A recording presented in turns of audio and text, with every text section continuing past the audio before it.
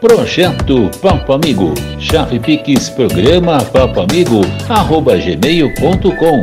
Saulo Tadeu Apes, agora você pode ajudar o nosso trabalho a prosperar. Faça qualquer contribuição e seja feliz.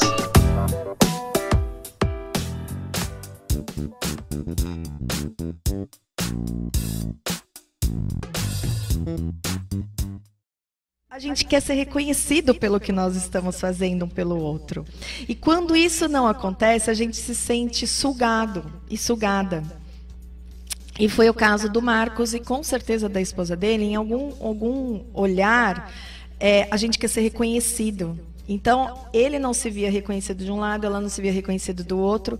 E isso acontece muito nos relacionamentos atuais, principalmente pós novo normal, para não falar outro nome aqui, que o Saulo senão me puxa minha orelha. Não, imagina, quem sou eu na fila do pão?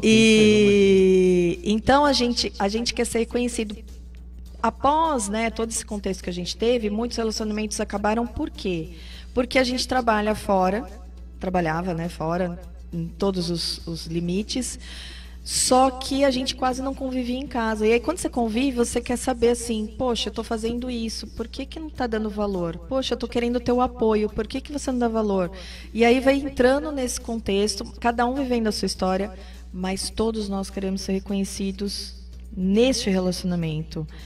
E você, no teu caso, você tem um filho. Tenho um filho. E como foi tomar a decisão com o filho? Sempre muito difícil, porque filho ele pesa, né? E no meu caso foi um caso ainda um pouco mais difícil. Por quê? No meu caso, meu filho é muito apegado comigo, hoje ele está com 7 anos. Quando eu tomei a decisão, né, de separar, ele estava com 5. Então a decisão mais difícil foi justamente por causa dele. Porque eu sabia, né? Na cabeça do homem, vamos dizer assim, na cabeça do homem, ele diz o seguinte, que eu entendia, né, da seguinte forma, que você vai separar, você vai ver seu filho a cada 15 dias. Aí eu fui estudar também sobre isso e vi que não era bem assim, né? Que nós homens também temos os nossos direitos. Sim. E foi aí que nós conversamos, né? Eu, na época, com a minha esposa. Não foi uma decisão fácil, foi uma decisão difícil, mas foi uma decisão que eu tinha que tomar, porque eu nunca vou esquecer.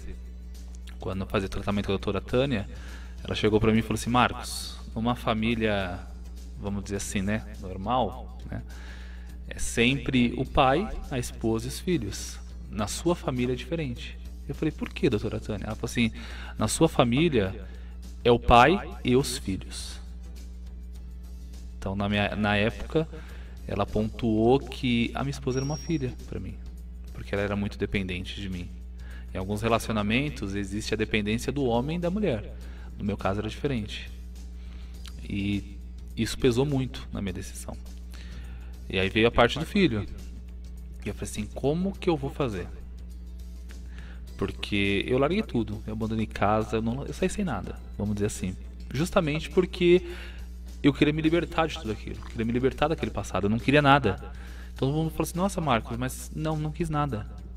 A única coisa que eu queria era o contato com meu filho. Era algo que eu não abri mão e não abro até hoje. Então assim, como eu sabia que ele era muito apegado comigo. E a partir daí foi que eu tive que também tomar uma decisão, porque eu falei assim: pô, o que eu vou fazer? Aí sentamos, conversamos e hoje nós temos a guarda compartilhada, né? Então assim, ele fica uma semana comigo, uma semana com a mãe. Mas no começo foi bem difícil, porque assim, ele era muito apegado comigo e ele não queria ficar. Eu tenho certeza que tem muita gente se identificando com você. Demais. Porque quando Homens e mulheres. Homens e mulheres.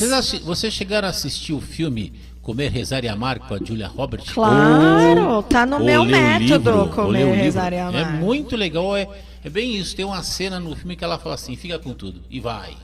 Achei muito interessante. Isso é o autoconhecimento. Quando a gente entende o que a gente não quer mais para nossa vida, e quando a gente busca o que realmente a gente quer, que aí entra propósito, decisões e autoliderança. O que o Marcos trouxe é algo que às vezes as pessoas falam, né? Será que isso ainda existe? Existe. A mulher ser dependente do homem existe. Sim. E como existem agora alguns casos que o homem é dependente da mulher. E se você não tem um equilíbrio, muito diálogo, você é a parte da admiração que eu falo, que a gente vai perdendo essa admiração. Sim.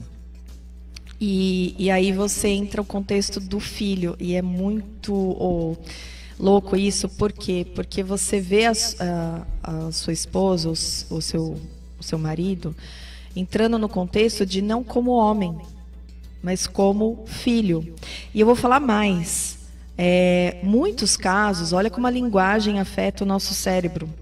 Eu vejo casos que às vezes a mulher e o marido, depois que tem filhos, ele começa a chamar pai, mãe, o homem chamar a mãe de mãe e a mãe chamar, a esposa chamar o pai de pai, né? O esposo eu já vi de pai. muito isso no passado eu vi Ainda bastante. existe. Ainda existe? Ainda existe. Só que Interessante, hein? quando a gente começa a falar esse tipo de coisa, a gente esquece do homem e da mulher. A gente perde o encanto do homem e da mulher. E a gente tem que ter um equilíbrio no todo. Quando a gente fala de relacionamento, nos 4 pilares, a gente fala o relacionamento comigo mesmo, o relacionamento com o outro e com o todo. Então, quando a gente entende que a gente tem que ter um relacionamento conosco mesmo, a gente entende o nosso autoconhecimento. Quando a gente entra num relacionamento que a gente é homem e mulher, a gente não pode perder essa identidade. A gente vai ser pai, a gente vai ser mãe, a gente vai ser tio, a gente vai ser um monte de coisa, mas a gente não pode perder essa essência, esse encantamento do homem, da mulher, a sedução de ter, isso faz parte da nossa essência, do nosso contexto. E quando isso não existe mais, aí vira obrigação. E quando vira obrigação, entra no que a gente está trazendo, que muitas vezes, eu sou uma que assim, gente, eu amo a vida, eu acho que a gente tem que viver o melhor de tudo da nossa vida, mas quando não dá um relacionamento, a gente tem que ser sincero, principalmente conosco. E a linguagem do não. É não para quem que eu vou falar? É não para mim ou não para o outro? E o Marcos falou não para o outro e não para ele.